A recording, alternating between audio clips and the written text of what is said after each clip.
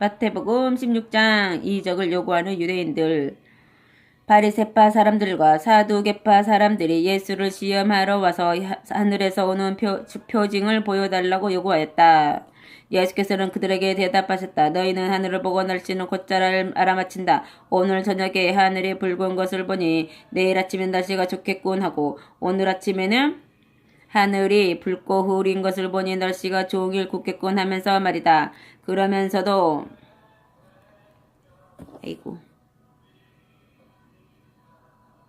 너희는 시대의 징조는 분별할 줄 모른다.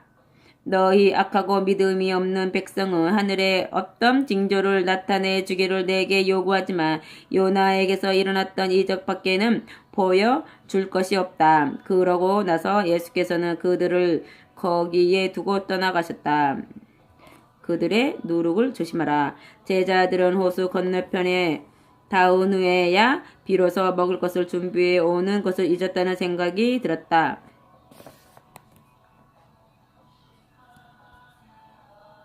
이때 예수께서는 정신을 차리고 바리새파 사람들과 사두개파 사람들의 누룩을 조심하라고 말씀하셨다. 제자들은 자기들의 떡을 가져오는 것을 잊어버렸기 때문에 예수께서 그렇게 말씀하시는 거라고 생각하였다. 예수께서 그들의 생각을 아시고 말씀하셨다. 믿음이 적은 자들아, 왜 먹을 것이 없다고 걱정하느냐? 아직도 깨닫지 못하느냐? 떡 5덩어리로 내가 5,000명이나 먹인 것을 기억하지 못하느냐? 그러고도 몇 강주리가 남지 않았느냐?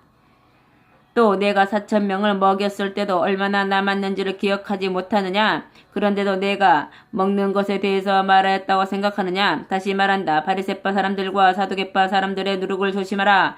그제야 그들은 예수께서 하신 말씀이 누룩이 바리새파와 사두개파 사람들의 잘못된 가르침을 뜻한다는 것을 깨달았다. 아멘. 베드로의 고백. 예수께서 가이사랴 빌립보 지방에 오셨을 때 제자들에게 물으셨다. 사람들의 인자를 누구라고 하느냐? 제자들이 대답했다. 어떤 사람들은 세례 요한이라 하고, 어떤 사람들은 엘리야라 하고, 또 어떤 사람들은 에레미야나 예언자 중에 한 분이라고 합니다. 그러면 너희는 나를 누구라고 생각하느냐? 예수께서 다시 물으시다. 시몬 베드로가 대답하였다. 주님은 그리스도이시며 살아계신 하나님의 아들이십니다. 아멘. 예수께서 말씀하셨다. 바요나 시몬아, 네가 참으로 복되구나. 네가 그렇게 말하는 것은 인간의 생각에서 비롯한 것이 아니라 하늘에 계신 내 아버지께서 너에게 알려주신 것이다. 내가 네게 말한다. 너는 베드로다. 내가 이 반석 위에 내 교회를 세우리니 그 어떤 죽음의 세력도 그것을 누르지 못할 것이다. 아멘. 또 나는 하늘나라 열쇠를 너에게 주겠다. 네가 땅에서 잠가둔 문은 어떤 것이든 하늘에서도 잠길 것이고 땅에서 열어둔 문은 하늘에서도 열릴 것이다. 그러고 나서 예수께서는 자신이 그리스도라는 것을 다른 사람에게 알리지 말라고 제자들에게 당부하셨다. 순환에 대한 첫 번째 예고. 그때부터 예수께서는 예루살렘에 올라가실 일과 거기서 자신에게 무슨 일이 일어날 것인가를 제자들에게 비로소 말씀하기 시작하셨다.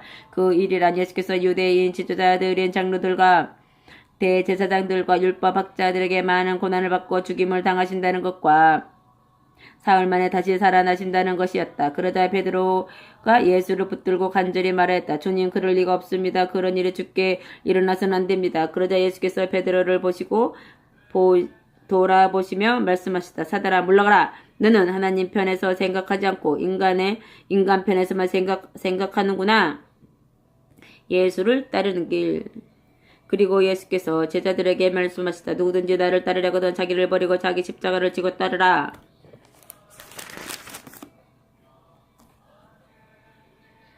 누구든지 자기 목숨을 보존하려는 사람은 잃을 것이요 나를 위해 자기 목숨을 버리는 사람은 얻을 것이다. 너희가 온 세상을 얻는다 해도 생명을 잃어버리면 무슨 소용이 있겠느냐?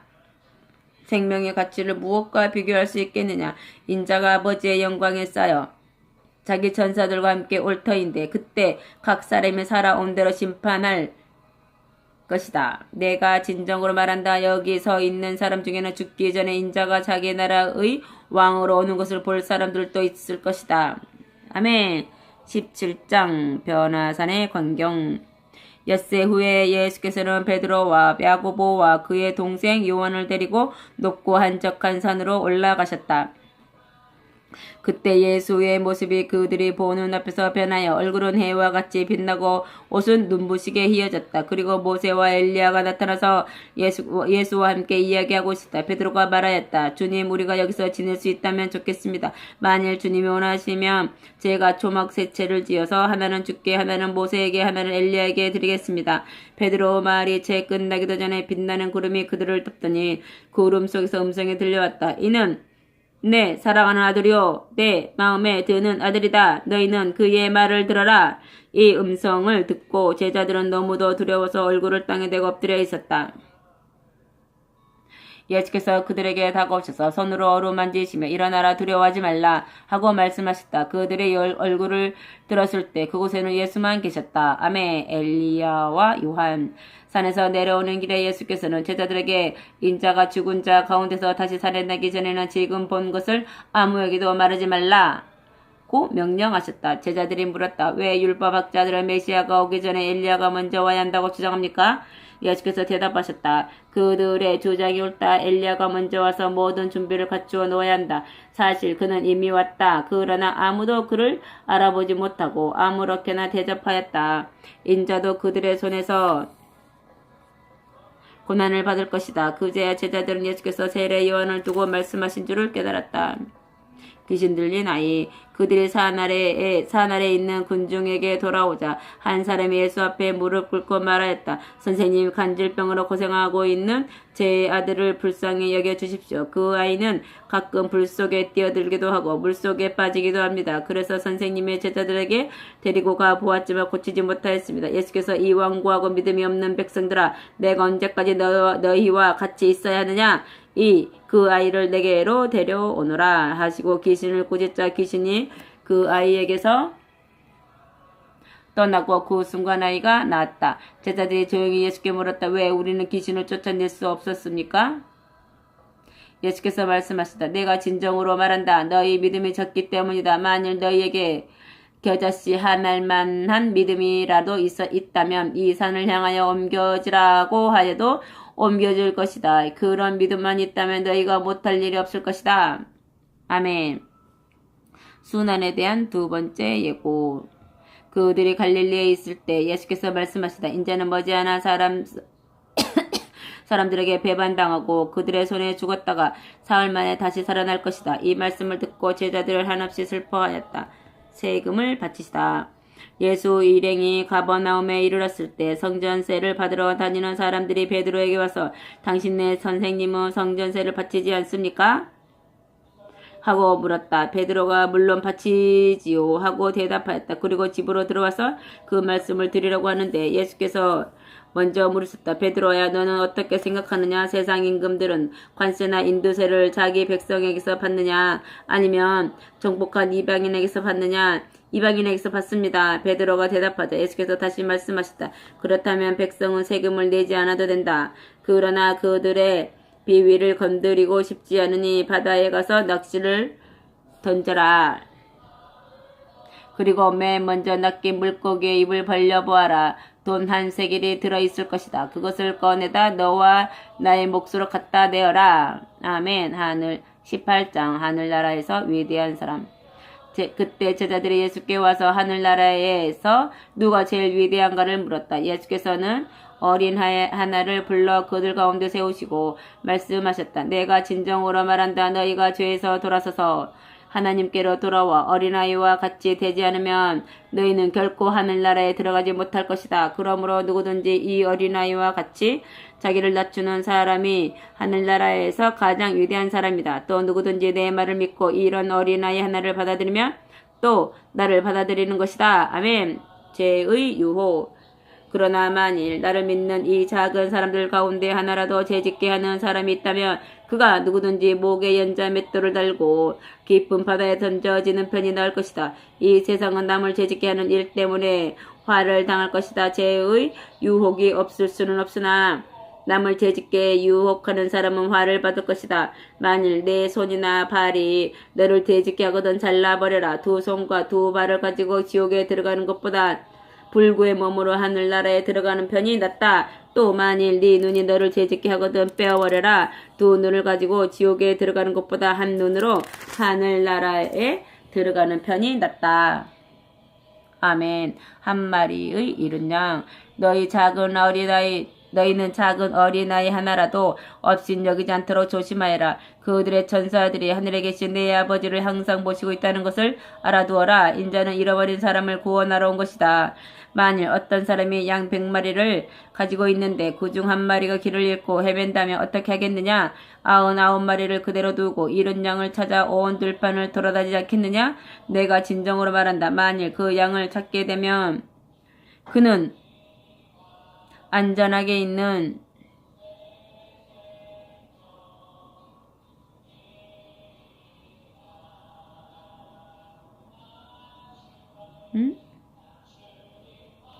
안전하게 있는 99마리 양보다 오히려 그 한 마리 양 때문에 더 기뻐할 것이다. 이와 같이 하늘에 계신 너희 아버지께서는 이 작은 사람들 가운데 하나라도 멸망하는 것을 원하지 않으신다. 아멘.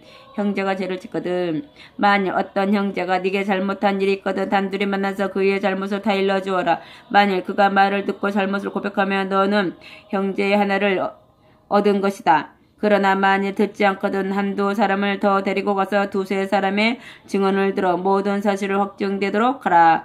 만일 그들의 말도 듣지 않거든 교회에 알리고 교회의 말조차 듣지 않거든 그를 이방인이나 세리처럼 여겨 상대조차 하지 말라. 내가 진정으로 말한다. 너희가 땅에서 메어 놓은 것은 무엇이나 하늘에서도 메일 것이고 땅에서 풀어 놓은 것은 무엇이나 하늘에서도 풀릴 것이다. 아멘. 내 이름으로 모인 곳. 내가 또 진정으로 말한다. 만일 너희 중에 두 사람의 땅 위에서 마음을 합하여 무엇이든지 구하며 하늘에 계신 내 아버지께서 이루어 주실 것이다. 두세 사람이 내 이름으로 모인 곳에는 나도 그들과 함께 있기 때문이다. 용서의 교훈. 그때 베드로가 예수께 와서 물었다. 주님, 형제가 제게 죄를 지었을 경우에 몇 번이나 용서해 주어야 합니까? 7번까지 용서하면 되겠습니까? 예수께서 대답하셨다. 아니다. 7번뿐만 아니라 7번씩 70번까지라도 용서해 주어라. 무자비한 사람의 비유. 하늘나라는 어떤 왕이 자기 종들과 정해진 날에 셈을 맞추어 보는 것에 비할 수가 있다. 셈을 가리는 중에 1만 달란트나 되는 돈을 빚진 사람이 왕 앞에 끌려 나왔다. 그가 빚을 갚을 돈이 없음을 알자 왕은 그 아내와 자녀들과 그가 가진 것을 다 팔아서 갚으라고 명령하였다. 그는 왕 앞에 엎드려 얼굴을 땅에 대고 제발 조금만 참아주십시오. 곧 다 갚아드리겠습니다고 빌었다. 왕은 그를 가엾게 여겨 놓아 보내며 빚도 탕감해 주었다. 그런데 그 종이 나가서 자기에게 100데나리온밖에 안 되는 빚을 진 사람을 만나자 멱살을 잡고 당장에 내놓으라고 다그쳤다. 그 사람이 엎드려 조금만 시간 여유를 달라고 빌었으나 그는 들은 채도 하지 않고 그를 끌고 가서 빚진 돈을 다 갚을 때까지 감옥에 가두었다. 다른 종이 왕에게 가서 이 일을 낱낱이 고해 바쳤다. 그러자 왕은 용서해 주었던 그를 불러서 말하였다. 이 악독하고 뻔뻔한 놈아, 네가 애걸하게 불쌍히 여겨 내가 그 엄청난 빚을 탕감해 주지 않았느냐? 그러니 내가 자비를 베푼 것처럼 너도 남에게 자비를 베풀었어야 할 것 아니냐? 왕은 몹시 노하여 그를 형리에게 보내고 마지막 한 푼까지 다 갚게 하였다. 그러므로 만일 너희가 진심으로 네 형제들을 용서하지 않으면 하늘에 계신 네 아버지께서도 너희에게 이와 같이 하실 것이다. 아멘. 이혼에 대한 교훈. 19장. 예수께서는 이 말씀을 마치고 갈릴리를 떠나 요단강 건너편 유대 지방으로 가셨다. 많은 군중이 예수를 따라오자 예수께서는 거기서도 일일이 그들의 병을 고쳐주셨다. 바리새파 사람들 몇이 예수께 와서 말로 올무를 걸어 예수를 함정에 빠뜨리려고 어떤 경우든지 이유가 있으면 남편이 아내를 버려도 상관없습니까? 하고 물었다. 예수께서 대답하셨다. 성경을 읽어보지 못하였느냐? 성경에는 하나님께서 처음부터 남자와 여자를 창조하셨다는 것과 남자는 그의 부모를 떠나 제 아내와 합하여 한 몸을 이루리라고 기록되어 있다. 두 사람이 이제 둘이 아니라 한 몸이다. 하나님께서 짝지어 주신 것을 사람이 나눌 수 없는 것이다. 그러면 왜 모세는 이혼장을 써주면 아내를 버려도 좋다고 하였습니까? 하고 그들이 다시 묻자 예수께서 대답하시다. 모세는 너희의 완고하고 악한 마음을 알고 그런 말을 하였지만 그것은 본래 하나님께서 정하신 것이 아니다. 나는 분명히 말한다. 누구든지 음행한 까닭이 아니고서는 아내를 버리고 다른 여자와 결혼하면 간음을 행하는 것이다. 그때 제자들이 예수께 물었다. 만일 꼭 그래야 한다면 차라리 결혼하지 않는 것이 낫겠습니다. 예수께서 말씀하셨다. 그것은 아무나 할 수 있는 일이 아니다. 하나님께서 도와주셔야 할 수가 있다. 어떤 사람은 날 때부터 결혼하지 못할 몸으로 태어나고 어떤 사람은 사람의 손으로 그렇게 되며 또 어떤 사람은 하늘나라를 위해 스스로 결혼하지 않는다. 이 말을 받아들일 수 있는 사람은 받아들여라. 아멘. 어린아이를 축복하시다. 그때 사람들이 어린아이들을 예수께 데리고 와서 머리에 손을 얹어 기도해달라고 청하였다. 그러자 제자들이 데리고 온 사람들을 보고 우리 선생님을 괴롭히지 마시오 하고 꾸짖었다. 그러자 예수께서 어린아이들이 내게 오는 것을 막지 말라. 하늘나라는 이런 어린아이들과 같은 자들의 것이다 하시고 그들의 머리 위에 손을 얹어 축복해 주시고 그곳을 떠나셨다. 아멘. 부자, 청년, 낙타와 바늘기. 어떤 젊은이가 예수께 와서 물었다. 선생님, 제가 무슨 선한 일을 해야 영원한 생명을 얻겠습니까? 예수께서 대답하셨다. 네가 어찌하여 내게 선한 일을 대하여 묻느냐? 선한 분은 오직 하나님 한 분뿐이시다. 생명으로 들어가려거든 계명을 지켜라. 어느 계명입니까? 그가 다시 묻자 예수께서 말씀하셨다. 살인하지 말라, 간음하지 말라, 도둑질하지 말라, 거짓말하지 말라. 네 부모를 공경하라. 그리고 네 이웃을 네 몸같이 사랑하라. 저는 언제나 그 계명들을 다 지키고 있습니다. 아직도 무엇이 부족합니까? 하고 젊은이가 말하자 예수께서 말씀하셨다. 만일 네가 완전하게 되려거든 가서 네가 가진 것을 다 팔아 그 돈을 가난한 사람들에게 주어라. 그러면 하늘에서 보화를 얻게 될 것이다. 그리고 와서 나를 따르라. 이 말씀을 들은 젊은이는 큰 부자였으므로 침울한 표정으로 돌아갔다. 그러자 예수께서 제자들에게 말씀하셨다. 내가 진정으로 말한다. 부자는 하늘나라에 들어가기가 매우 어렵다.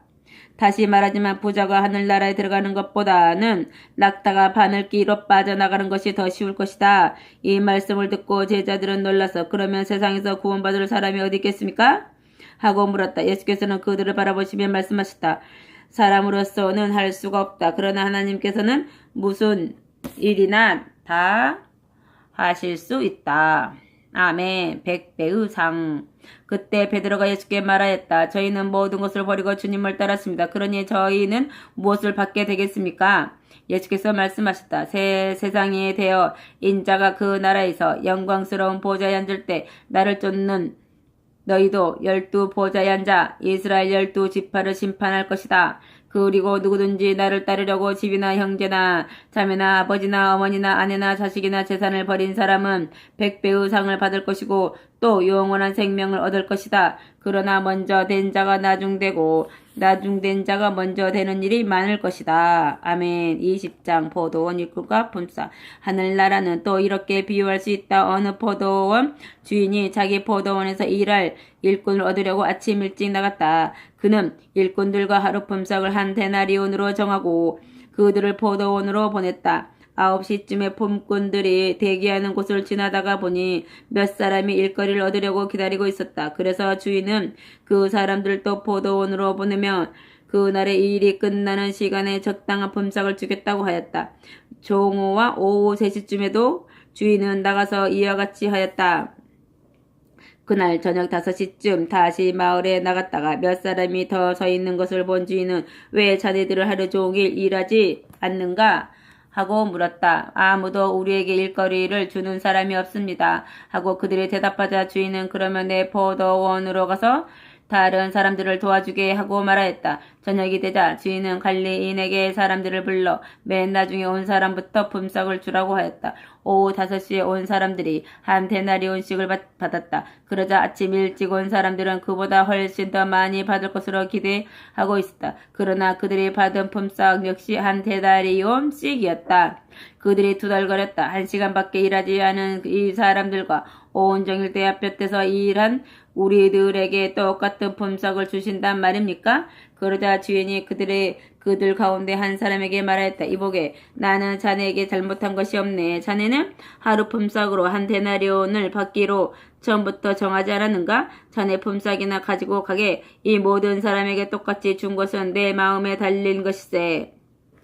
내 돈을 내 마음대로 주는데 무엇이 잘못인가? 내가 친절을 베푼 것이 자네 비유에 거슬린단 말인가? 이와 같이 나중된 자가 먼저 되고 먼저 된 자가 나중될 것이다. 아멘. 순환에 대한 세 번째 예고.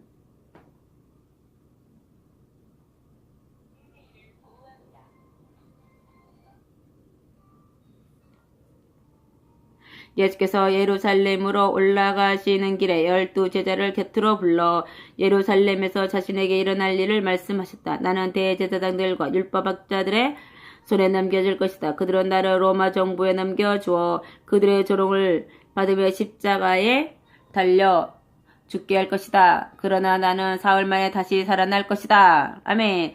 으뜸이 되고자 하거든 종이 되라. 그때 세베대의 두 아들 야고보와 요한의 어머니가 아들들과 함께 예수께 와서 절을 하며 청을 드렸다.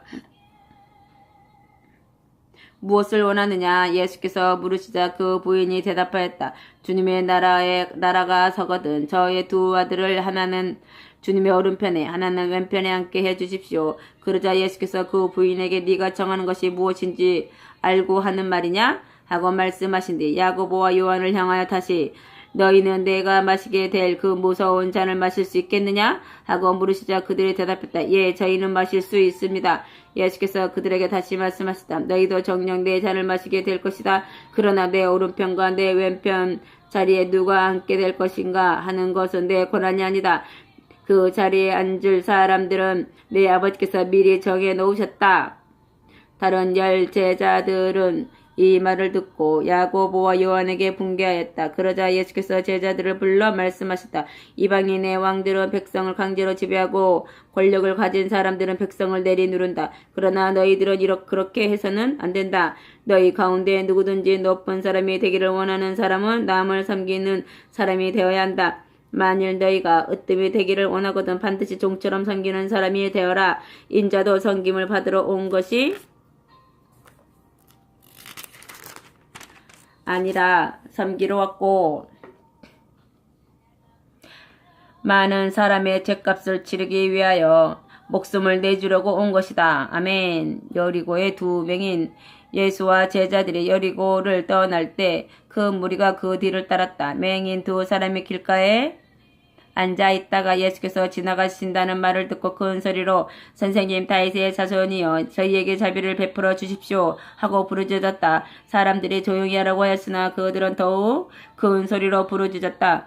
예수께서는 그들이 있는 곳에서 걸음을 멈추시고 내가 너에게 무엇을 해주기를 원하느냐 하고 물으셨다. 선생님 눈을 뜨게 해주십시오 하고 그들이 간청하자 예수께서는 측은히 여기시고 그들의 눈에 손을 대셨다. 그러자 즉시 그들은 눈을 뜨게 되어 예수를 따라갔다. 아멘.